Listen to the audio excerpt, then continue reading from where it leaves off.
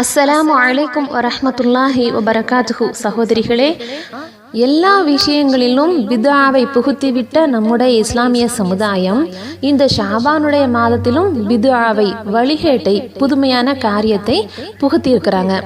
அதில் ஒரு விஷயம்தான் பராஅத் எனும் இரவு. ஷாபானுடைய 15ஆம் நாளை மட்டும் சிறப்பித்து அன்றைய நாளில் ரொட்டி சுட்டு மக்கள் அனைவருக்கும் எல்லா வீடுகளுக்கும் வழங்கி அன்றைய தினம் ஃபாத்திகாக்கள் ஓதப்பட்டு அன்றைய பகலில் நோன்பு நோற்று இரவில் 100 ரக்காத்துக்கள் நின்று வணங்குவார்கள். இப்படி ஒரு மார்க்கம் சொல்லித்தராத ஒரு பிதாவான ஒரு காரியத்தை பராஅத் என்று சொல்லப்படக்கூடிய அந்த 15வது நாளில் மட்டும் மக்கள் செய்கிறாங்க. இந்த மாதிரி காரியங்களை செய்யறதுக்கு ஒரு சில ஹதீஸ்களை காட்டுறாங்க. அந்த ஹதீஸ்கள் அனைத்துமே பலவீனமான ஹதீஸ்கள் தான். அதுல ஒரு ஹதீஸ் என்னன்னு சொன்னா, ஷாபானுடைய 15வது இரவில் அல்லாஹு தாலா அடியார்களுடைய பாவங்களை ஹலபு கூட்டத்தாரினுடைய ஆடுகளின் அடர்ந்த ரோமங்களின் அளவிற்கு மன்னிக்கிறான் என்ற ஒரு செய்தி திர்மிதி என்ற நூல்ல இடம்பெறுது. ஆனா இந்த ஹதீஸை பதிவு செய்த இமாம் திர்மிதி அவர்களே இந்த ஹதீஸ் பலவீனமான ஹதீஸ் என்று பதிவு செஞ்சிருக்கிறாங்க. அதே போல இன்னொரு செய்தி, நபி ஸல்லல்லாஹு அலைஹி வஸல்லம் அவர்கள் சொல்றாங்க, ஷாபானுடைய 15வது இரவில் பகலில் நோன்பு வையுங்கள், இரவில் நின்று வணங்குங்கள் என்று கூறியதாக அலி ரலியல்லாஹு அன்ஹு அவர்கள் அறிவிக்கக்கூடிய ஒரு செய்தி இப்னு மாஜா என்ற நூல்ல இடம்பெறுது. இந்த ஹதீஸும் பலவீனமான ஹதீஸ். அடுத்ததா இன்னொரு செய்தி என்னன்னு சொன்னா, 5 இரவுகளில் கேட்கப்படக்கூடிய துவாவானது ஏற்றுக்கொள்ளப்படுகிறது. ஷாபானுடைய 15ஆம் இரவு, ரஜபு மாதத்தினுடைய 1ஆம் இரவு, வெள்ளிக்கிழமையின் இரவு, 2 பெருநாட்களினுடைய இரவுகள் ஆகிய இந்த 5 இரவுகளில் கேட்கப்படக்கூடிய துவாவானது ஏற்றுக்கொள்ளப்படுகிறது என்ற செய்தியை நபி ஸல்லல்லாஹு அலைஹி வஸல்லம் அவர்கள் கூறியதாக அபு உமாமா என்ற ஒரு நபித்தோழர் அறிவிக்கக்கூடிய ஒரு செய்தி தரீக்குல் திமிஷ்க் என்ற நூலில் பதிவு செய்யப்பட்டுள்ளது. ஆனால் இந்த ஹதீஸும் பலவீனமான ஹதீஸ். ஆக ஷாபானுடைய இரவு 15வது இரவில் செய்யக்கூடிய அந்த அமல்கள் 15வது நாளில், ஷாபானுடைய 15ஆம் நாளில் பகலில் நோன்பு நோற்பதற்கும் இரவில் நின்று வணங்குவதற்கும் அன்றைய நாளை சிறப்புப்படுத்துவதற்கும் சம்பந்தமாக வரக்கூடிய அனைத்து ஹதீஸ்களும் பலவீனமான ஹதீஸ்கள் தான். அப்ப இந்த பலவீனமான ஹதீஸ்கள் நமக்கு ஒருபோதும் மார்க்கமாக ஆகாது. ஆதாரபூர்வமான விஷயங்களை மட்டுமே மார்க்கமாக நாம் செயல்படுத்த வேண்டும். மேலும் இவ்வாறு மக்கள் 15வது நாளை பராத் இரவாக கொண்டாடுவதையும் மதுஹபு நூல்களிலும் வெளிப்படையாக இதற்கு தடை வந்துள்ளது. இமாம் ஷாஃபி அவர்கள் தன்னுடைய நூலில் பராத்தினுடைய 15வது நாளில் கொண்டாடப்படக்கூடிய 100 ரக்காயத்துக்கள் தொழக்கூடிய அந்த ஒரு விஷயமானது வழிகேடான விஷயமாகும் என்று இமாம் ஷாஃபி அவர்கள் குறிப்பிட்டிருக்கிறாங்க.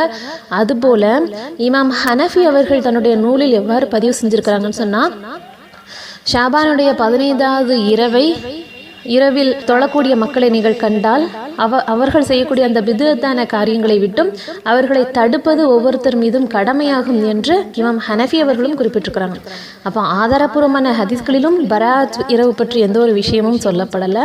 மதுஹபு நூல்களையும் கூட இந்த பராத் இரவை பற்றி மறுப்பான விஷயங்கள் தான் வந்திருக்குது. ஆக இந்த பராத் என்ற ஒரு இரவை கொண்டாடுவதற்கு மார்க்க அடிப்படையில் எந்த ஒரு அடிப்படையான ஆதாரங்களும் இல்லாத சூழ்நிலையில இதனை நாம் கொண்டாடுவது மார்க்கத்திற்கு முரணான காரியமாகும். அது மட்டுமல்லாது இது ஒரு பிதாவான காரியமாகவும் அமைந்து விடுகிறது. மார்க்கத்தில் இல்லாத புதுமையான விஷயங்களை நாம் செய்யும் போது அந்த புதுமையான விஷயங்கள் அனைத்தும் வழிகேடுகள், அந்த வழிகேடுகள் அனைத்தும் நரக நெருப்பின்பால் இட்டு செல்லும் என்பதை நாம் அனைவரும் அறிந்திருக்கிறோம்.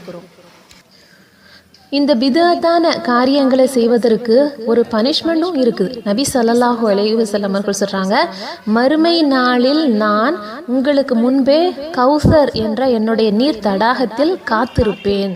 அப்போது என்னோடு நெருங்கி இருப்பதாக என்னுடைய தோழர்கள் எடுத்துக்காட்டப்படுவார்கள். பின்னர் அவர்கள் என்னிடமிருந்து நீக்கப்படுவார்கள். அப்போது நான் அல்லாஹ்விடத்தில், இறைவா, அவர்கள் என்னுடைய உம்மத்தினர் என்று கூறுவேன். அதற்கு அல்லாஹ்வுடைய தூதருக்கு சொல்லப்படுகிறது, அவர்கள் உமக்கு பிறகு என்ன புதுமையான விஷயங்களை செய்தார்கள் என்பதை நீர் அறிய மாட்டீர் என்று சொல்வதாக ஒரு செய்தி புகாரி, முஸ்லிம் போன்ற நூல்கள் எல்லாம் இடம்பெறுது.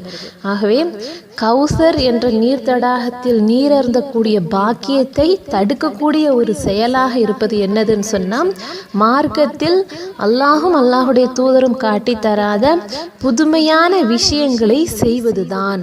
எவ்வளோ ஒரு கேவலமான இழிவான ஒரு விஷயம் அப்படிங்கிறத இந்த ஒரு ஹதீஸின் மூலமாகவே பராத் இரவை கொண்டாடக்கூடிய மக்கள் சிந்தித்து உணர வேண்டும்.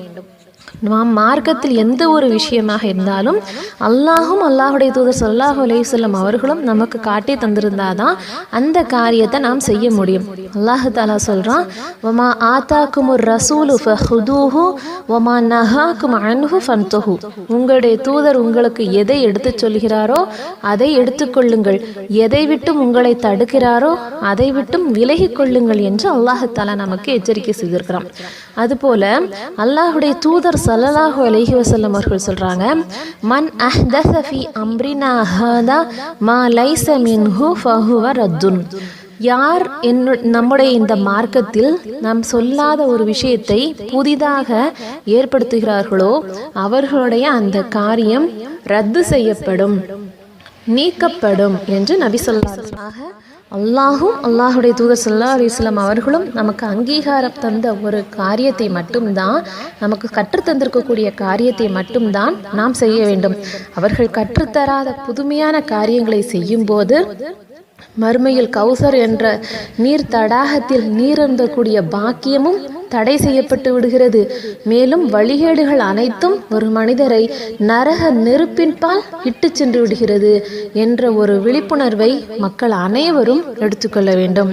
எனவே இந்த பராத் என்ற இரவில் ஷாபானுடைய 15வது நாளில் மக்கள் செய்யக்கூடிய அந்த பிதாவான காரியங்களை விட்டு நாம் அனைவரும் விலகி அல்லாஹும் அல்லாஹுடைய தூதரும் கற்றுத்தந்திருக்கக்கூடிய நற்காரியங்களை மட்டும் செய்து சொர்க்கத்தில் உயர்ந்த சொர்க்கமான ஜன்னத்துல் ஃபிர்தௌஸை அடைவோமாக என்று பிரார்த்தித்தவளாக ஆஹிர் தாவானா அல்ஹம்துலில்லாஹி ரப்பில் ஆலமீன்.